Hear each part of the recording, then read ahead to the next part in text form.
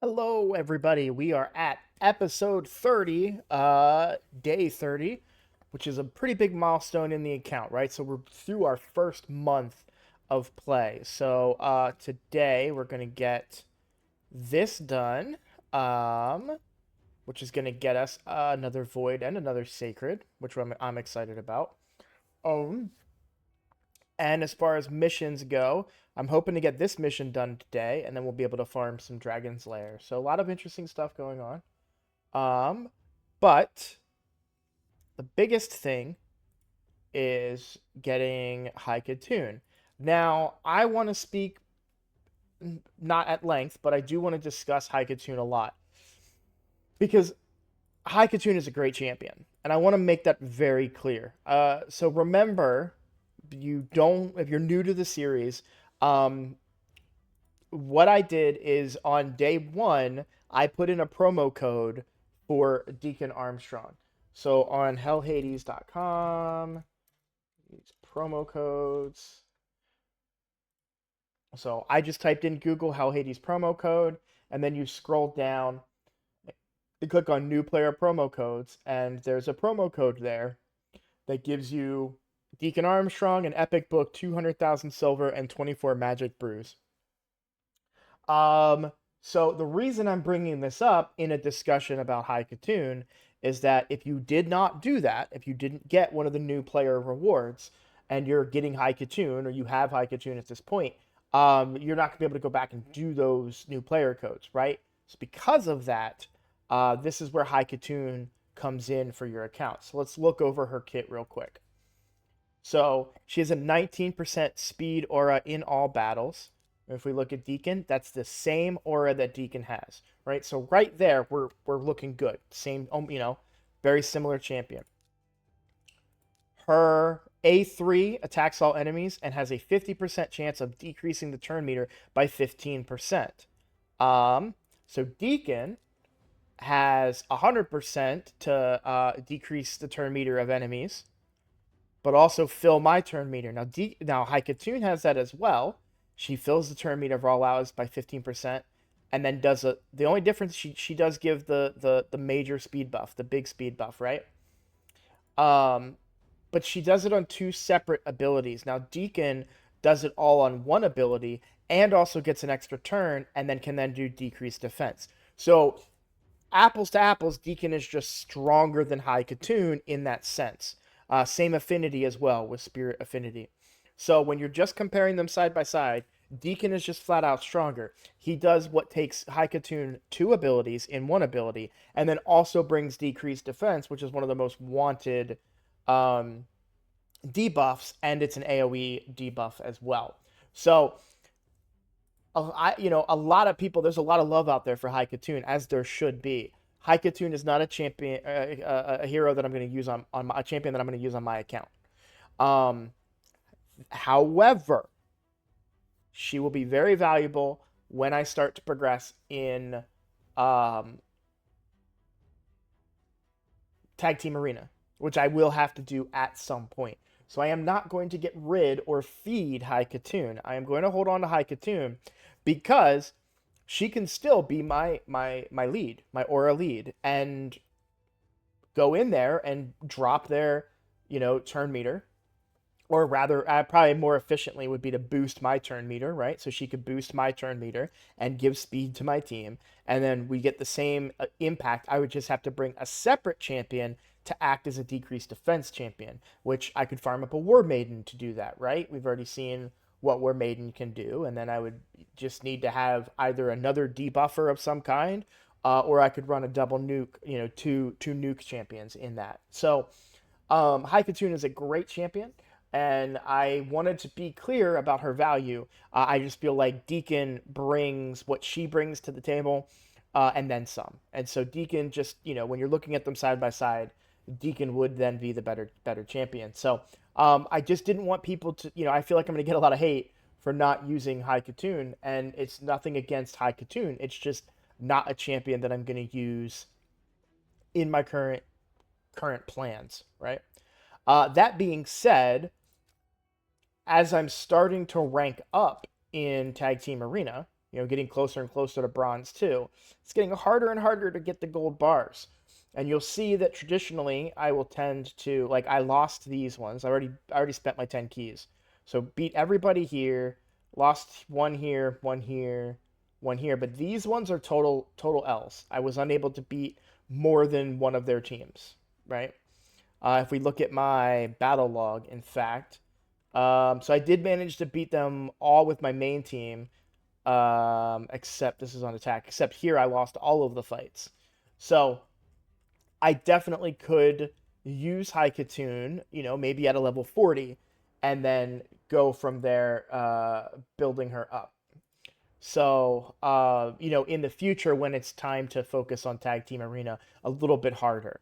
But ideally, you really don't need a lot of focus in Tag Team Arena, as long as you're doing enough in Tag Team Arena to get your uh, gold bars for Drexstar, right? So that's, my focus here is just to win enough to be able to get those gold bars. And to be honest, I haven't even been using my refill because Tag Team Arena just takes so long. And, it's faster at these levels than it is in Silver 2, which is where I'm at on my main. But I do still actively play my main account, including Tag Team Arena. So it could be a little taxing to have to sit through 20 Tag Team Arena matches on this account. Some of them which end in complete draws because my Apothecary is on my third team or my second team, and Apothecary is so fast that he just heals himself up, but he can't kill anybody, and so I just end up having to quit the battle because they can't kill Apothecary and Apothecary can't kill them, right? So it's kind of just an endless cycle. But I wanted to talk about that big milestone for the account, and so the next step we will be heading towards Yaga the Insatiable. I'm a spoiler alert. This is food. I'm have no intention of using Yaga in any portion of the game. Um, just not a champion that I'm interested in at all. I fed him. He's a very low rated champion across the board. I'm sure that there will be an argument like, oh, Yaga has done X, Y, and Z for me, but there are better, in my opinion, better options out there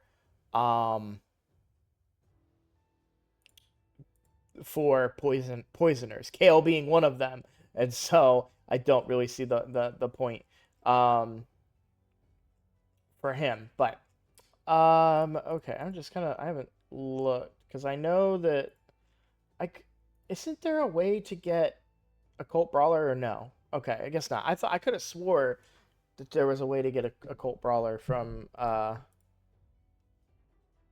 daily login rewards, but I think I'm thinking of Yaga. So, all right, elsewhere on the account. So for missions, we're right on track. So all my energy is going to be spent with the Spirit Keep here, and then I will. Obviously, this one's already done. Then we have to run Dragon for a little bit and get a couple artifacts. Once that's done, we just have to beat champions in arena, which I'm already doing very successfully. So I'm sitting very steady at Silver 4, which is exactly where I want to be right now. Don't get me wrong, going into gold would be great, but I don't want to go into gold until I have a team full of 4 6-stars, and right now I just don't. Um,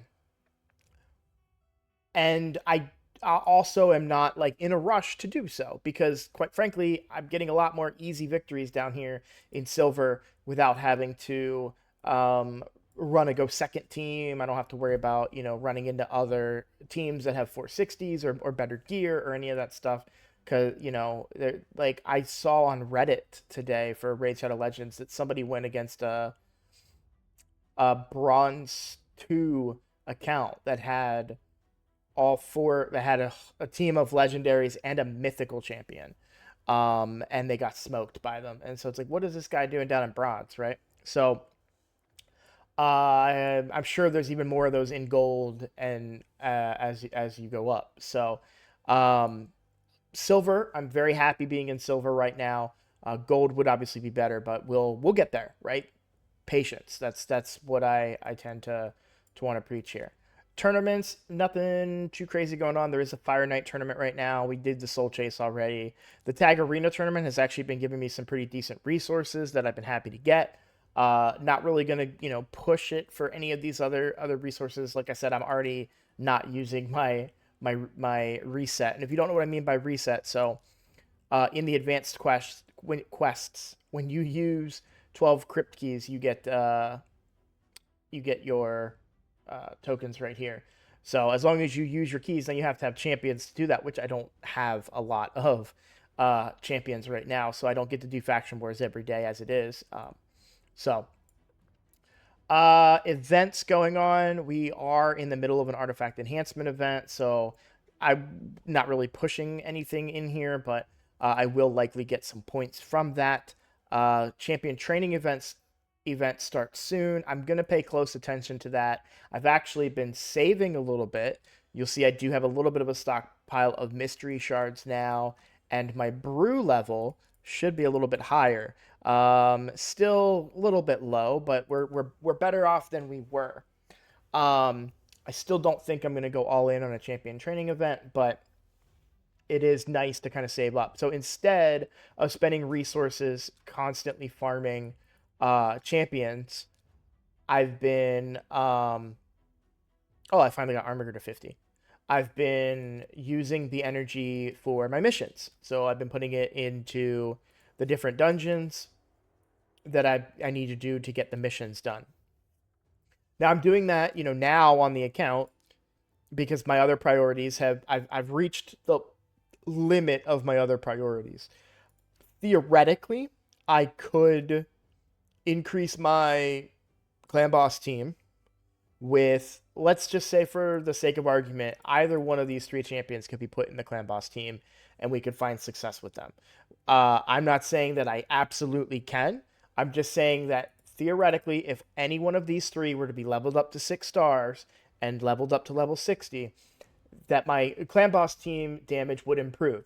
And that's a given just from War Master or it's just from War Master alone.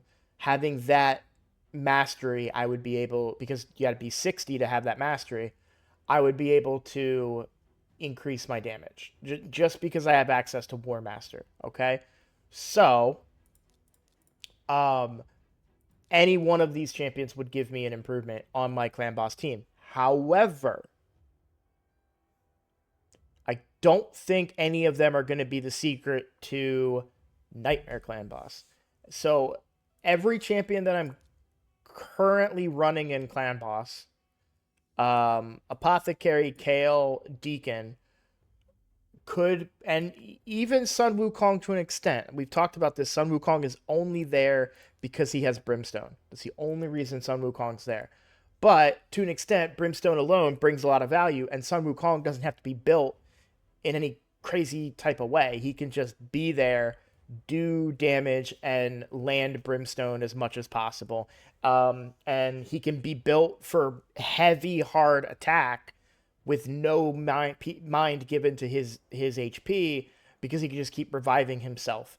And with my team being very fast between Apothecary and Armstrong, we will cycle him back up repeatedly with our own turns. We don't even need Clan Boss to necessarily take a turn, right? So Sun Wukong is definitely a viable option there. And as far as his damage goes, it's very iffy because he doesn't always get those procs, but when he does get those procs, we see a lot of results from that. Is he a long-term Clan Boss solution? Absolutely not, but he will almost guaranteed to be in my Clan Boss team for the time being. So my big thing is I don't really have anybody that I want to 6-star right now.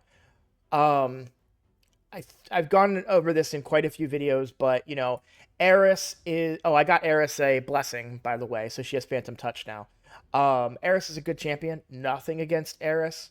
Just, I'm not chomping at the bit to 6-star her at the moment because she's part of a bigger plan for Clan Boss. Ideally, I want to wait until I have her in Toxic set. Armiger, I do want to 6-star him eventually for turn meter control on bosses like Fire Knight and Ice Golem. However, at the current state of my game, where my priority is clan boss, Armiger doesn't make the cut. Same thing with Sun Wukong. He's going to be my PvP debuffer and nuker in the near future. But right now, in the present, doesn't make the cut for 6-star. So rather than continue to level up food, I've actually just decided to take a step back a little bit and focus my energy elsewhere. That allows me to save up some mystery shards. That allows me to save up other resources like brews. But most importantly, it allows me to wait until I get a better champion to 6-star. What I mean by that is, let's say that I just went ahead and 6-starred Selenia, okay? Or even Sun Wukong. And then I go and pull during who would just be a really, really solid pull. I'm trying to think of, like, who I could pull that I would be, like, instant, 6-star. I mean, the first one that comes to mind is Geomancer, but, let's try and think of maybe a little lesser known epic or even legendary. I'm just trying to think of like a mid-tier kind of champion that I could pull and be like super excited about. Kind of having a struggling to have one come to mind, but there are definitely some like Farrakhan the Fat, and I'm not saying Farrakhan's mid tier. I know I said that, but Farrakhan's amazing.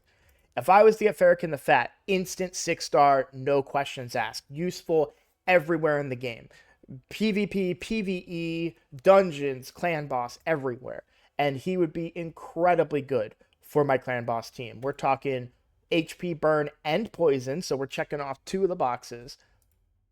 Crit damage and crit rate to my team, so box checked. The decreased defense is not even a concern, and it's great because it's not even 100%, which is fine. We don't even want him for decreased defense because we've already got that unlocked from Deacon. So really, he's just bringing HP burn and poison. He hits hard on his A1, by the way, and then, well, decently hard. I don't know his exact multipliers, but he's in my clan boss team on my main account. And then this is not only crit rate and crit damage, but also ally attack. So then we're getting additional poisons out of Kale from his A1, additional chances at Brimstone for Monkey King.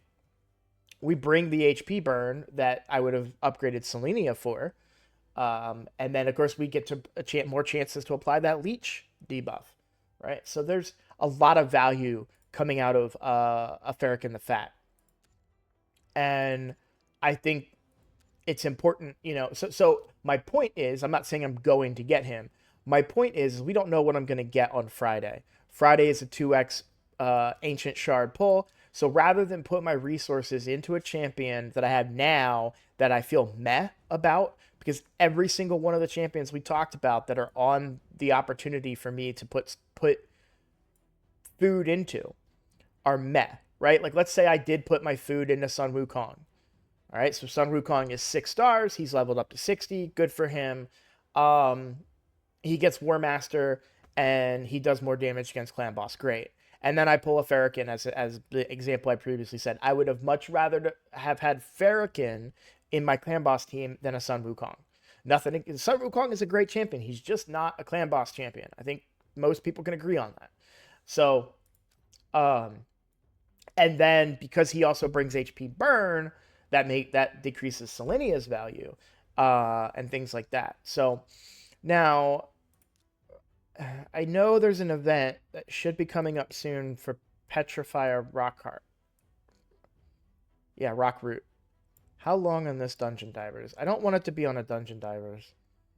I think it might be the champion training event that she gets. So, oops, I clicked it. I was right the first time. All right, we go to news. We go to Bambus. We go to details. And we pull this tab over. So the spider tournament, that's where I'm going to go for Petrifya.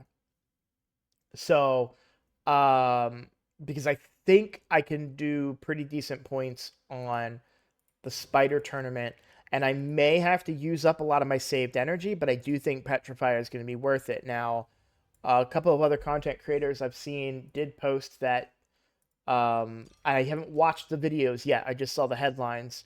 I will probably check and see if she lives up to the hype, because if she is a Frozen Banshee level champion, definitely one that I should get. So I have to watch a video on her before I go all in on that. So as always, this is a very fluid, game. You want to adjust on the fly.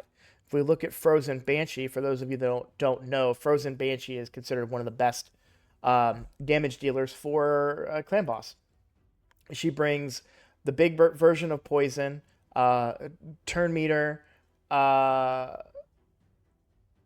turn meter fill. Not great. In fact, I wonder, people might even turn that off for Clan Boss. I've never really used her. I have her 60 on my account, but I never used her because I just had better champions. And I also didn't understand her value as much as I should have in my killable teams that I used to run.